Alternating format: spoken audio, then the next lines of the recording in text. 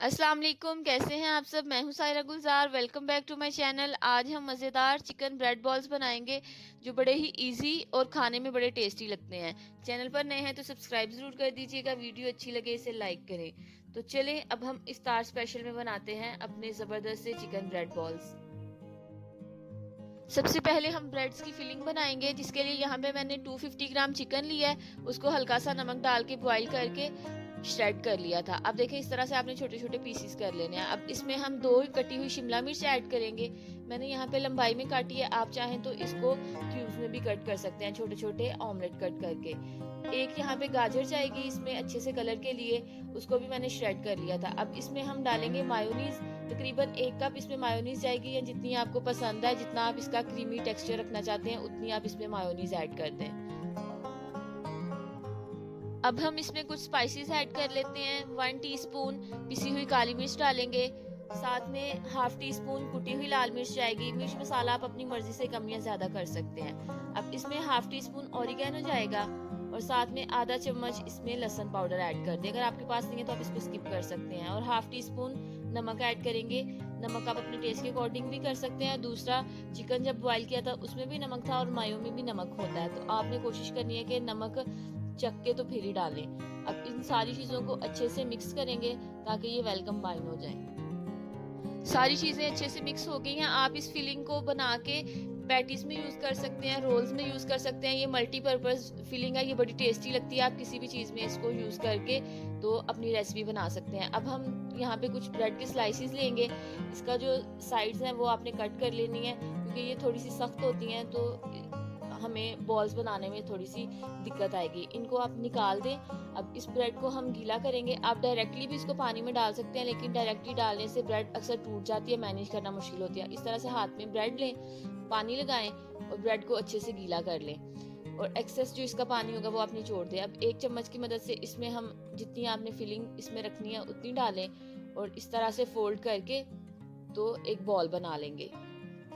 हल्के हाथों से आपने इसको एक पेड़े की शक्ल में ले आना है, बिल्कुल वैसे ही जैसे आप रोटी के लिए बनाते हैं। आप देखें बिल्कुल अच्छे से ये बन गया और जुड़ गया। अगर आपको लगता है कि कहीं से फीलिंग बाहर आ रही है, तो आप ब्रेड का थोड़ा सा स्लाइस लेके गीला करके वो वहां पे लगा दें, वो बिल्कुल आराम से चिपक जाएगा। इसी तरह सारे बॉल्स बना लेंगे और फिर हम इसके नेक्स्ट स्टेप की तरफ चलते हैं। ये जो ब्रेड के किनारे बच गए हैं, आप इनको वेस्ट ना करें, ब्लेंडर में डाल के अच्छे से पीस लें। ब्रेड क्रम्स के तौर पे आप इनको यूज कर सकते हैं। अब हम इन सारे पेड़ों को ब्रेड क्रम्स लेंगे। 1 कप मैंने यहाँ पे ब्रेड क्रम्स लिए हैं, इनमें अच्छे से कोट कर लेंगे। ब्रेड क्योंकि गीली थी तो आराम से ये चिपक जाएंगे।